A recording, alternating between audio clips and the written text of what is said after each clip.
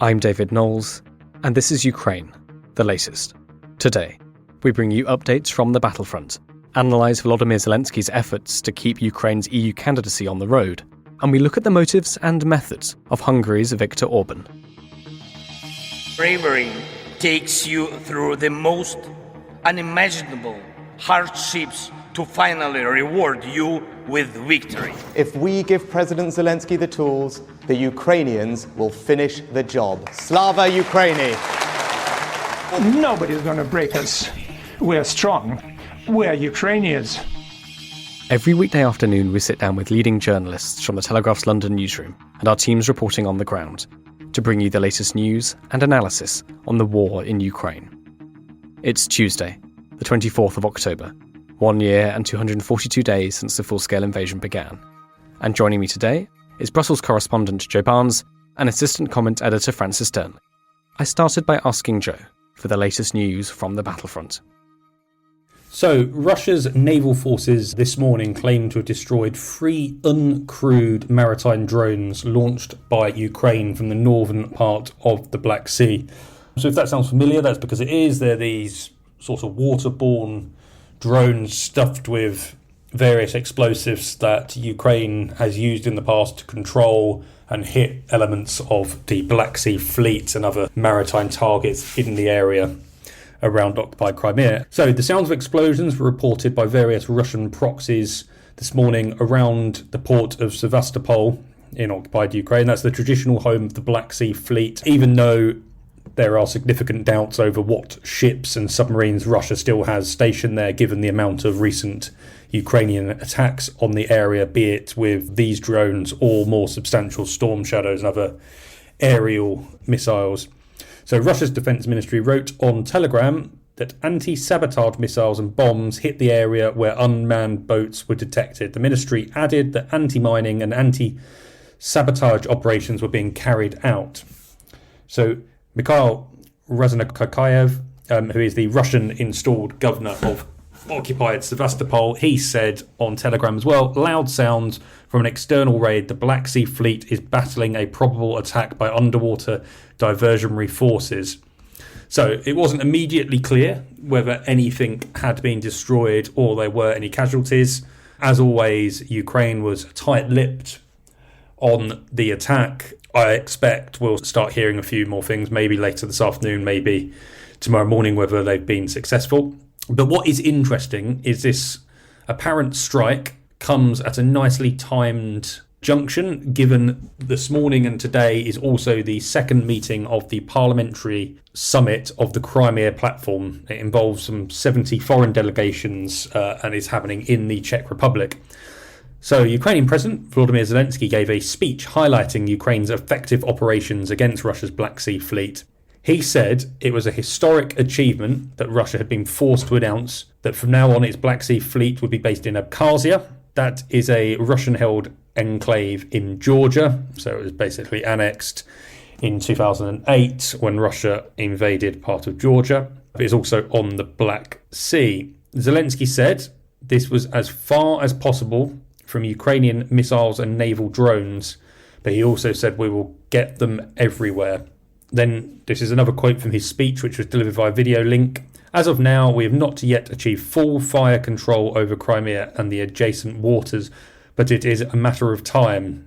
So basically what he's saying there is that Ukraine hasn't got the ability to strike absolutely everywhere over Crimea, but he is pretty confident that he has, or his armed forces have almost complete coverage over Russian logistics and security around Crimea. So we've got to remember Crimea is vital for supplying Russia's troops in the south of Ukraine.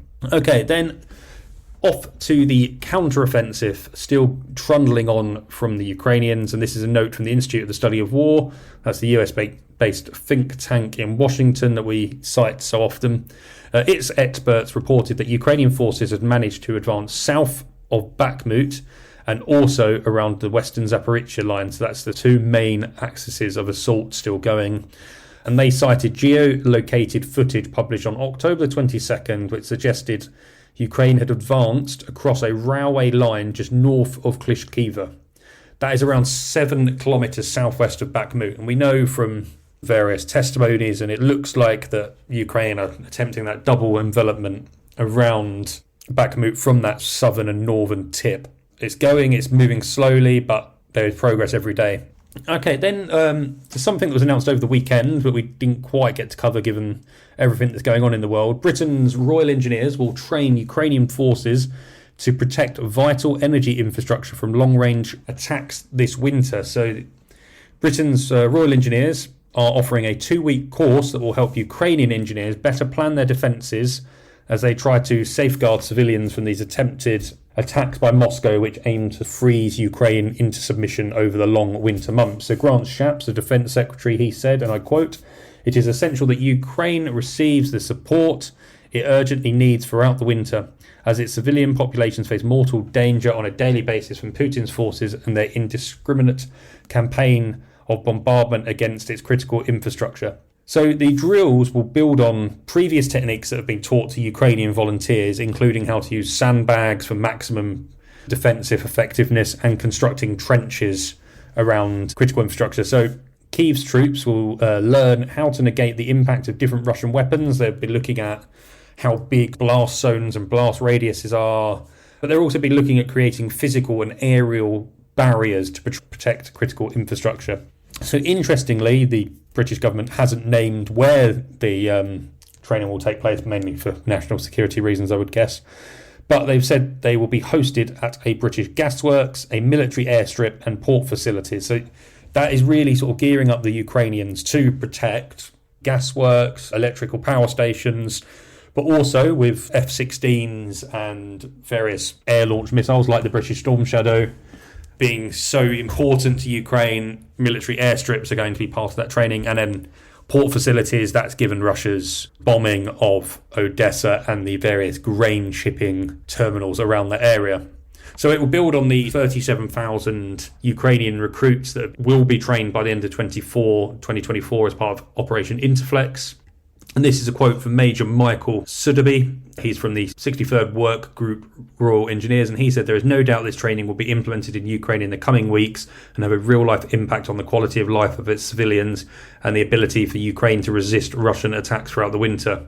So what we know is Vladimir Putin has constantly been accused of trying to freeze Ukrainians. I mentioned that. And so this new training plan essentially comes after Ukraine, whether it be in Granada at the European Political Community Summit that I attended, or the recent Defence Ministerial in Brussels for NATO ministers, where President Zelensky also came along. So this training is building on promises of Western air defence systems that are being delivered to Ukraine to basically protect it over the winter months. And then a little bit more from the ISW, the Institute of Study of War. Russia's domestic production of artillery shells, the think tank reported, has been supplemented by increased ammunition imports from North Korea and will likely allow Russian forces to sustain sufficient rates of artillery fire in 2024, a bit at a relatively lower rate than during 2022.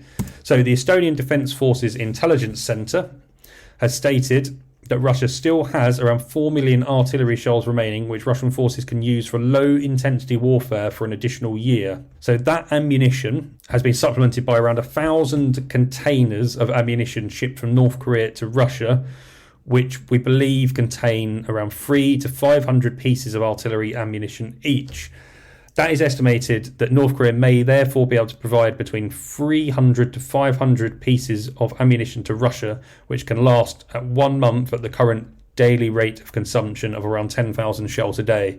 So there's obviously lots of predictions about whether the West and Ukraine can outlast Russia. Russia looks to have dwindling supplies. It's going to the likes of Iran and North Korea, which is interesting because what are the dud rates like?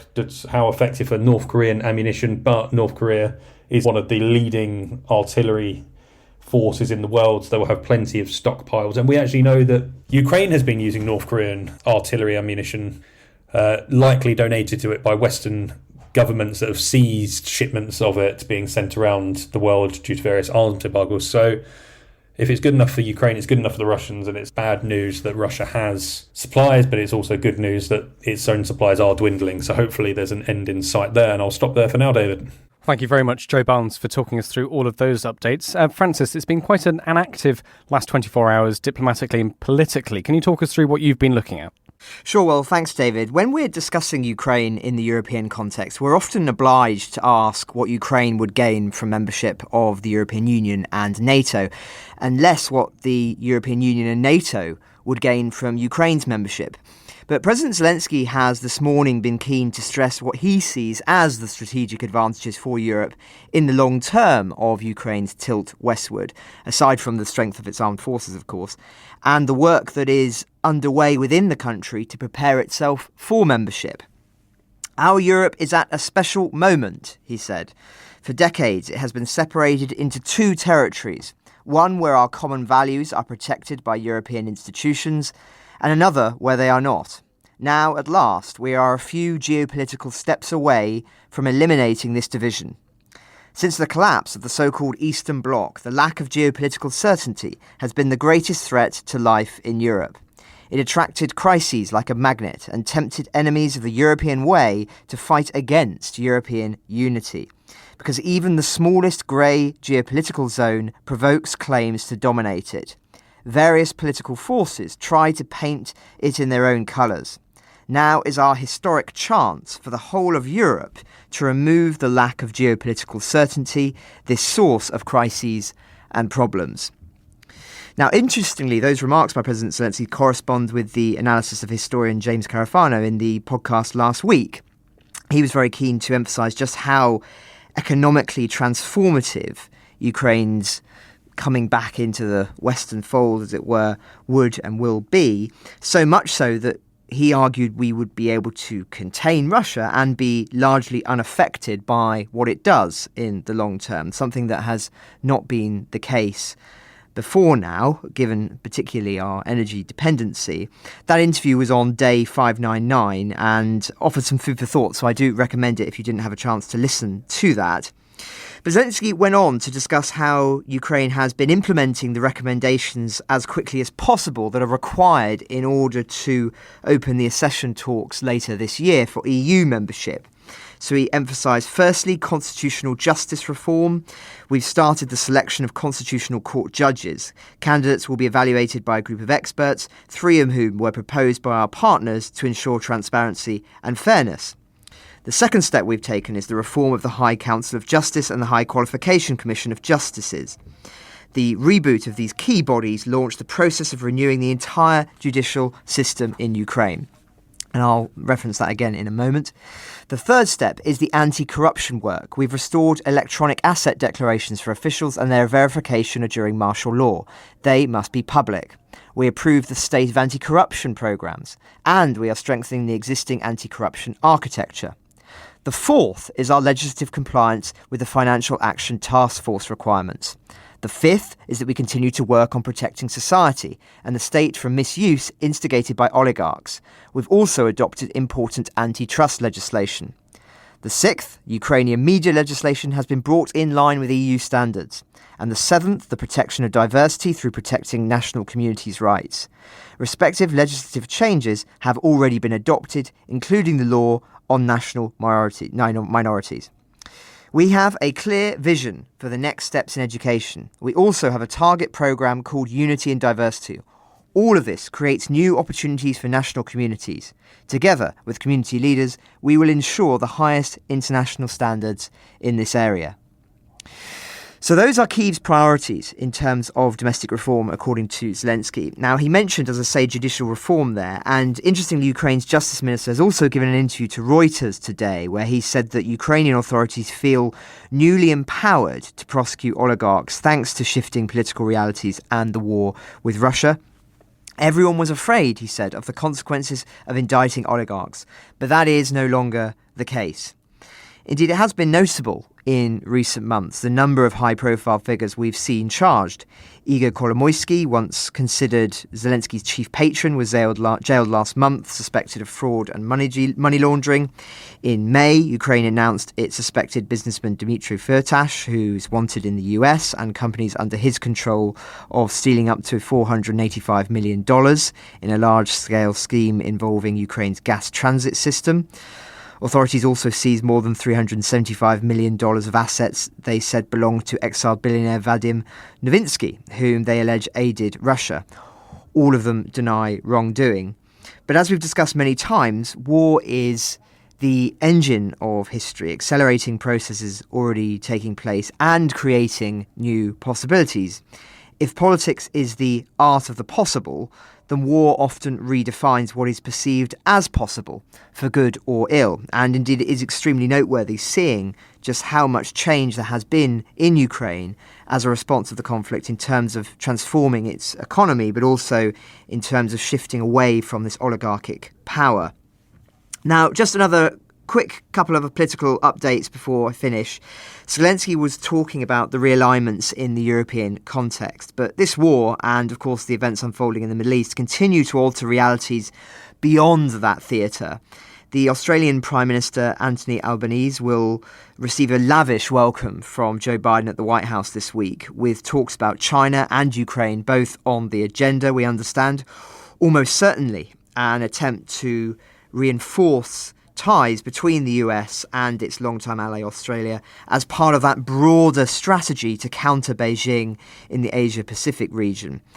It will be an important visit, the Australian Prime Minister said.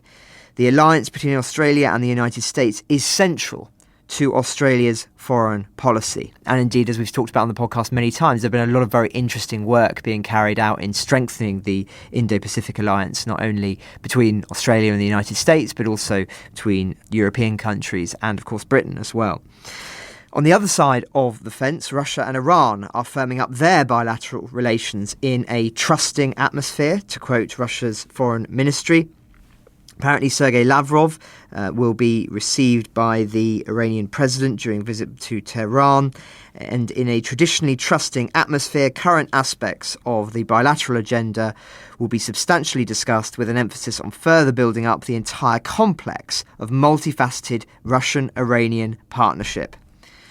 Yet further evidence of that relationship being maintained and perhaps even strengthened, despite Iran being implicated in the eyes of many in supporting Hamas and offering it vital intelligence and international political cover to carry on its attack on Israel a fortnight ago and since then. Quite remarkable, really, but hardly surprising given everything that we've seen between Russia and Iran in recent months. But I'll stop there, David.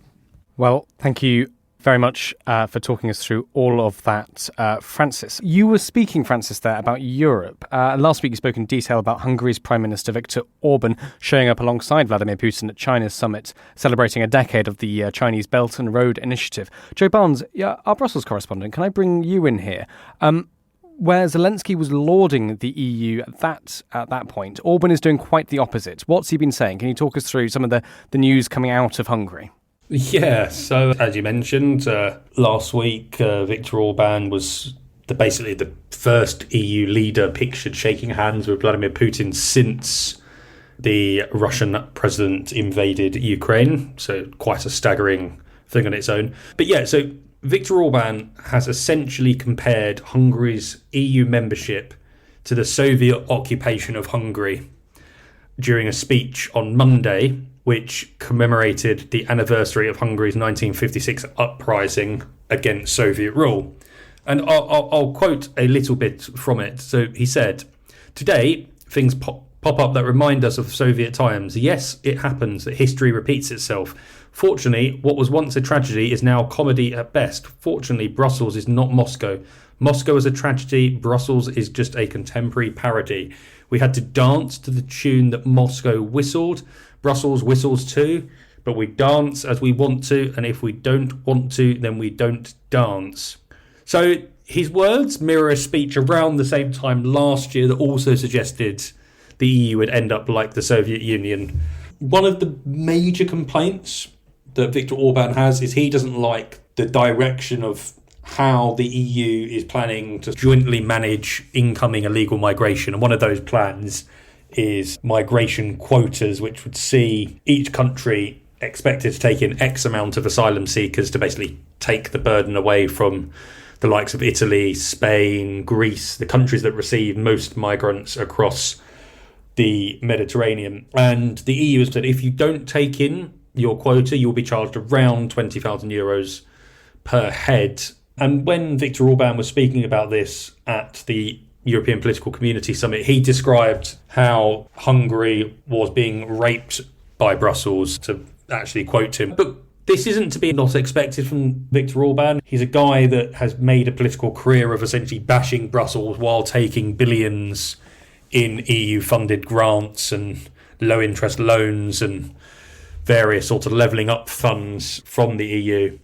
But what it does say is that the EU does have a guy within its body that does want to be friends with Vladimir Putin, is seen as a close ally of Vladimir Putin. Hungary is blocking a €500 million military aid package for Ukraine. But what they haven't said is they are going to veto it outright. Hungary are basically looking for concessions constantly, whether it be access to various funds from the EU's coronavirus recovery fund, which I think they're still owed about €13 billion after sign-off from the Commission and European Parliament. But on one particular point at the moment, they are looking at a bank called OTP Bank, which is on a Ukrainian list from memory of international war sponsors because it does business with the Donetsk People's Republic and the Luhansk People's Republic, those sort of pro-Kremlin proxies in occupied Ukraine. So Hungary has basically said that it's going to block, is one way of putting it, but I would prefer to use the word hold up, because so far the EU has got 11 packages of sanctions against Russia out, despite various Hungarian opposition. So Hungary is just holding out as long as it physically can before basically the pressure inside Brussels gets too great, or Ukraine relents and removes the OTP bank from its international list as the sponsor of war, as it calls it. So I vaguely remember recently there was a Ukraine-EU summit in Kyiv, and one of the things being discussed was this bank listing. Ukraine said they would take the bank off the list temporarily, but Hungary said, no, you've got to do it permanently. So look, it's all just political jostling, but it's not a genuine blockage. It will one day go through, and various other things are going through, while this big political gestures from Hungary on one certain aspect of EU aid for Ukraine, while other lots of smaller ones go through. You've got to remember, I think it was yesterday or the day before, that a tranche of €1.5 million went from Brussels to Ukraine as part of a big stability package, macroeconomic support. So look, Hungary isn't blocking per se, it's slightly Brussels nuance. But yeah, look, Hungary will eventually sign off on that €500 million, but remember, it's accepting other things going through, so it's all in the nuance. And I'll hopefully be travelling to Hungary at some point next month to discuss that with Hungarian policymakers and politicians ahead of the big December moment when we expect the EU is going to offer Ukraine genuine membership accession talks. And I'll stop there on Viktor Orban. Thank you very much, Joe. That was fascinating. And do call in when you're out in Hungary next month. Francis, can we talk a little bit about this astonishing deep dive by the Washington Post into the relationship between Ukraine's security services and American security services, specifically the CIA? We're going to go into a lot more detail on this tomorrow, I hope, but you've been reading it. Would you be able to just sum up some of what you've taken from it? Thanks, David. Yes, I think we felt that given the scale of this and how much conversation it's already providing, it was necessary for us to cover the essence of it today and then go into a little bit more detail later in the week. I can't possibly do justice to this piece in the Washington Post now, but it's fascinating, frankly. It's headlined, "Ukrainian spies with deep ties to CIA wage shadow war against Russia." And it's already stoked the Kremlin into a response this morning, who've said that Russia has long known that the Ukrainian special services are under the close control of the United States and Britain. Now, that's not what the Washington Post actually says. It talks about the partnerships between the CIA and the operations taking place by Kyiv's intelligence services, but that's how Moscow seemed to be keen to interpret it. And I should add, their obsession with the British intelligence services is extremely interesting. When you watch the propaganda channels, they're constantly talking about MI6, and it seems they have more faith in Britain's ability to control world affairs than Britain itself does. But anyway, I digress. So The piece, as I say, looks into the covert operations carried out by Kyiv's intelligence services, such as their twice bombing the bridge connecting Russia to occupied Crimea and blowing holes in the hulls of Russian naval vessels in the Black Sea, just to provide some examples. Now, according to the Washington Post, those missions have involved elite teams of Ukrainian operatives drawn from directorates that were formed, trained and equipped in close partnership with the CIA. So since 2015, they argue the CIA has spent tens of millions of dollars to transform Ukraine's Soviet-formed services into potent allies against Moscow. That's coming straight from the officials that are interviewed for the piece. Providing Ukraine too with advanced surveillance systems, trained recruits at sites in Ukraine as well as the United States, building new headquarters for departments in Ukraine's military intelligence agency, and sharing intelligence on a scale that would have been unimaginable before Russia illegally annexed Crimea. So this is all meant to have come about as a response to what took place in 2014. So this is not all as a response to the full-scale invasion, though it has been elevated since then. Rather, this is talking about what took place since Putin chose to invade Crimea in 2014. Now, the extent of the CIA's involvement with Ukraine's security services has not previously been disclosed. We have talked about the relationship between the two sides before. That's not new, but I think the scale of it is, and that's what the Post is, I suppose, what's new here. They've said that US intelligence officials stress that the agency has had no involvement in targeted killing operations by Ukrainian agencies, and that its work has been focused on bolstering those services' ability to gather intelligence on a dangerous adversary. One senior intelligence official they quote says that any potential operational concerns have been conveyed clearly to the Ukrainian services. This is, of course, very interesting because of those Western anxieties we've spoken about many times about some of the assassinations that were carried out within Russia itself. It quotes one official as saying, "If Ukraine's intelligence operations become even bolder, targeting Russians in third countries, for example, you could imagine how that might cause rifts with partners and come into serious tension with Ukraine's broader strategic goals, namely, I would say, the goals discussed in the first segment today, namely membership in NATO and the European Union." So this article is based on interviews with more than 24 current and former Ukrainian, US and Western intelligence and security officials who speak on the condition of anonymity, citing, of course, security concerns as well as the sensitivity of the subject. I've only scratched the surface here of some of the detail, but I recommend it to anyone who's interested in this subject area. It's one of the deepest dives we've seen on the subject for some time, at least since The Economist did that piece on assassinations a month or two ago, which we discussed at the time. As I say, I don't think it's necessarily revelatory. We've known for a long time the strength of relationship between the intelligence services operating from Kyiv and certain other Western intelligence services.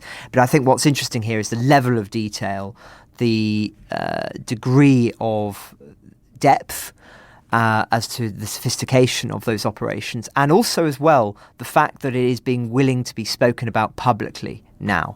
I think that in itself is revealing and talks to how far things have developed in the last 18, 19 months or so since the full-scale invasion, because there would have been a time that this would have been top secret. And the fact that now this can be more openly discussed, I think, speaks to what I was talking about earlier on, which is Ukraine very much coming under the Western fold now in a way that would have been considered politically dangerous to articulate in those first days of the war. Well, thank you very much, Francis, for summarising it. Final point before we go to our final thoughts. You've been obviously looking at some of the events in Israel and Gaza over the past couple of weeks as well. One of the questions that we've been looking at, I think, as a newsroom is what kind of lessons have been taken from the war in Ukraine, by both sides, really, and might be employed in any ground invasion in the future. We've seen Israeli tanks lining up on the border of Gaza. You've been looking at tanks in specifically. The headline of your piece is how Israel plans to avoid a Russia-style tank massacre in Gaza. I don't propose we go too much into depth here, but I do think it's interesting because it does relate back to lessons from Ukraine.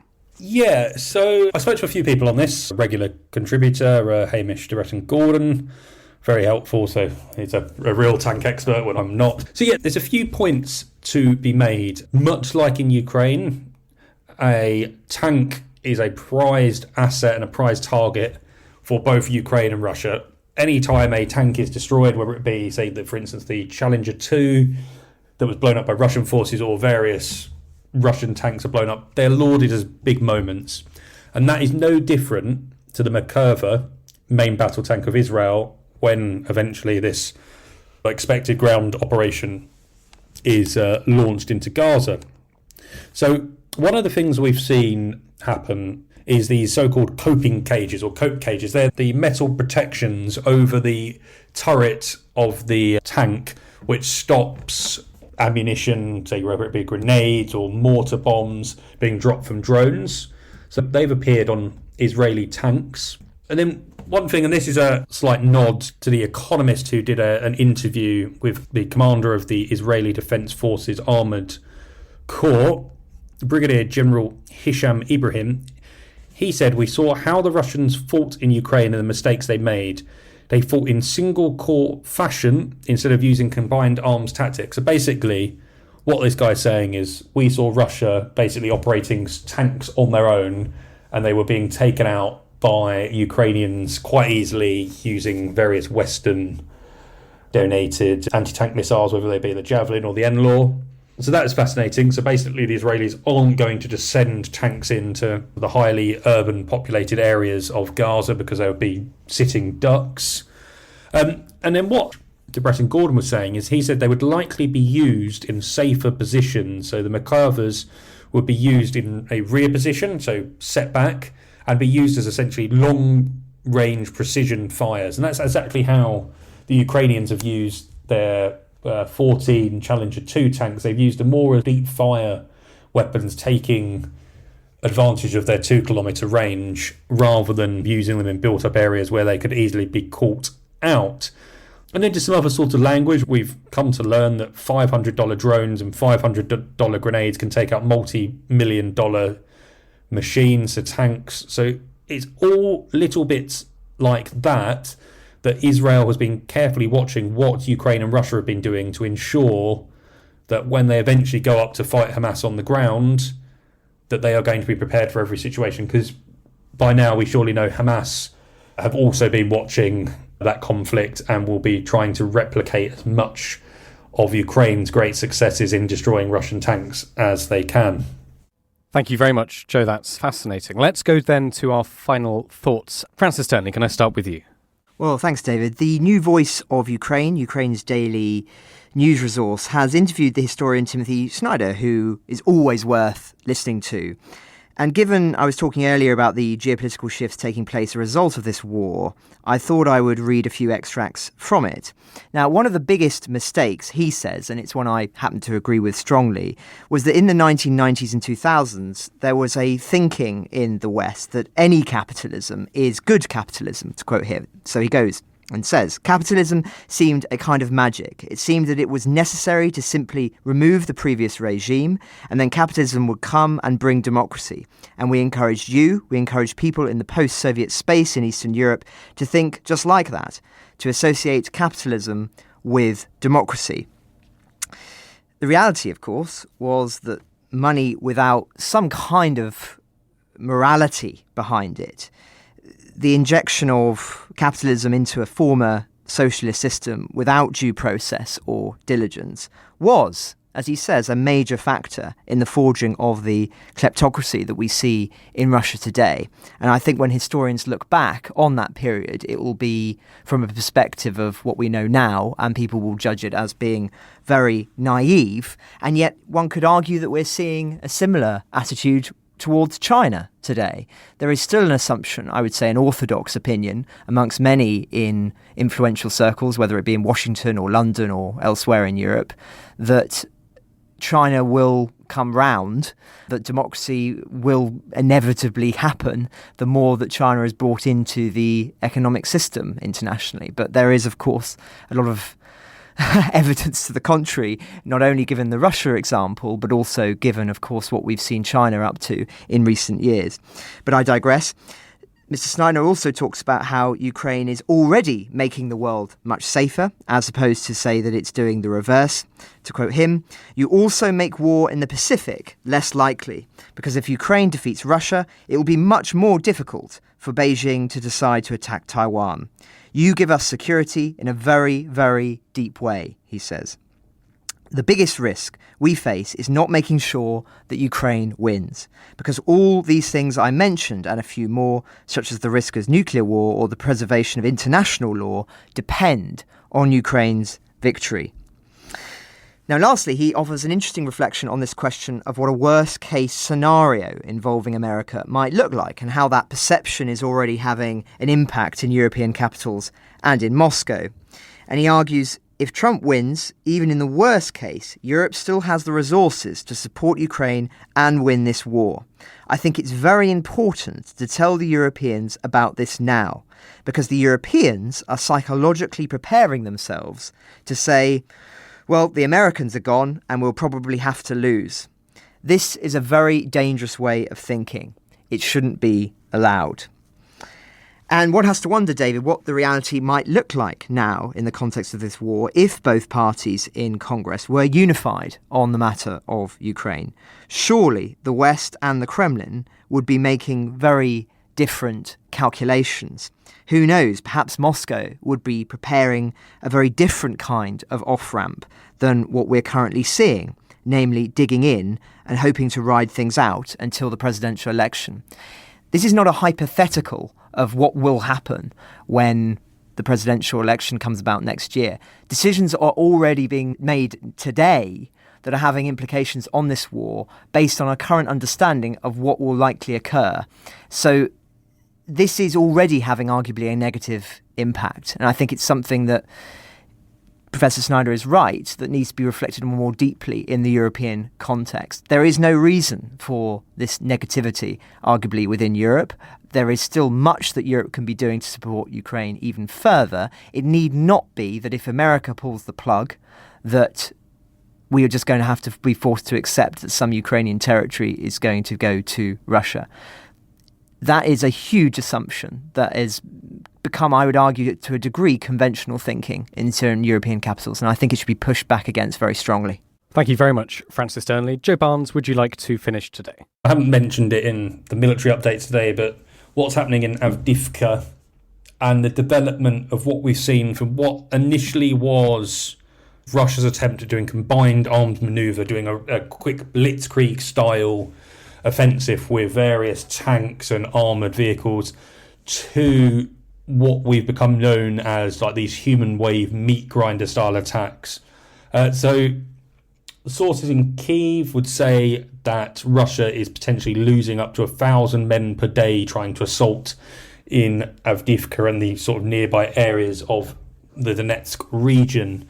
And in today's British Ministry of Defence intelligence report, they have said that Russia is continuously relying on Storm Z units to launch these fresh offensives in Ukraine. So these are the assault units that are made up of former convicts that are being freed from jail to join Moscow's battle-stricken forces. So they rose to prominence through the Wagner recruitment in prisons, but then the Russian proper military decided that it would also take that tactic on. And then we've also reported extensively on how regular troops who are facing disciplinary measures have also been put into these Storm Z units. We've recently reported on how soldiers found on the front line or drunk or on, say, having taken drugs, they've been dumped into these units. And these units are often deployed in human waves, repeatedly ordered to attack with little in the way of logistics support, often resulting in huge losses when they do that. So Britain's MOD wrote today, multiple accounts suggest the units are given the lowest priority for logistical and medical support, while they're repeatedly being ordered to attack. And one of those areas, as I mentioned, is Avdiivka, that they've been deployed in. And it just takes me back, and this is I'll give a hat tip to Michael Kaufman, because I think he was the first analyst out there I heard speak about this on the War on the Rocks podcast. So if you're ever in need of more content after Ukraine the latest, feel free to give them a listen. And he was saying that there is a prospect that Avdiivka turns into the next Bakhmut. And what do we know about Bakhmut? After months of relentless Russian pushes using these Storm Z-style attackers, they eventually were able to overcome Ukraine's defences in Bakhmut. And as the fighting stalls elsewhere, there is, say for instance, the muddy season's coming, is Zaporizhia, is Bakhmut, is it going to slow down there? So will Russia be able to pour more and more human resources into Avdiivka? The likelihood is yes, and it's one to really watch. And for many various reasons we've set out over the last weeks or so as this offence has been going on, Avdiivka is massively significant. It's considered a linchpin in Ukraine's defences to stop Russia from pushing out of its controlled areas of Donetsk. But it's also seen as a position that Ukraine can push from into, say, the occupied city of Donetsk, which is only about 15 kilometres, I think, away off the top of my head. It's one really to watch on how tactics are evolving and reverting back to this Storm Z style attack, with Russia not giving a care in the world for the livelihood of its men. They're just happy to see inches or metres of land captured from Ukraine despite the cost. Ukraine the Latest is an original podcast from The Telegraph. To stay on top of all of our Ukraine news, analysis and dispatches from the ground, subscribe to The Telegraph. You can get your first 3 months for just £1 at www.telegraph.co.uk/Ukraine the Latest. Or sign up to Dispatches, our Ukraine newsletter, which brings stories from our award-winning foreign correspondents straight to your inbox. We also have a Ukraine live blog on our website, where you can follow updates as they come in throughout the day, including insights from regular contributors to this podcast.